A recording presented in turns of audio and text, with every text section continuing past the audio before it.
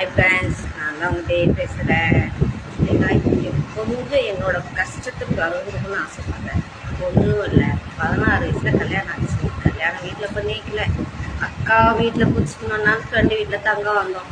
அவங்க என்ன பண்ணாங்க, எங்கள் வீட்டில் ஒரு பையன் இருக்கான், அதனால் உங்களை வச்சுக்க முடியாது, நான் ஒரு பையனை பார்த்து கல்யாணம் பண்ணேன்னு எங்கள் அக்கா சொன்னாங்க. எங்கள் அக்கான்னா என்னால் முடியாது.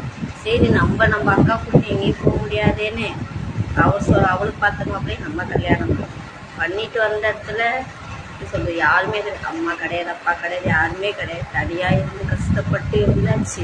கூட பொண்ணு அக்கா இருந்தா. இன்னைக்கு அவளோட வாழ்க்கை சரியில்லைன்னு அவ முடிவை தேடிக்கணும். இன்னைக்கு அக்காவும் இல்லை. அவளுக்கு அடுத்து தேர்ந்தெடுத்த வாழ்க்கையில இருக்கும், சந்தோஷமா தான் இருக்கும். இருந்தாலும் சாப்பிட்டியா, எப்படி இருக்க, நல்லா இருக்கியான்னு கேட்க ஆள் இல்லைன்னா எவ்வளோ கஷ்டமா இருக்கும். உங்களுக்கு தெரியல.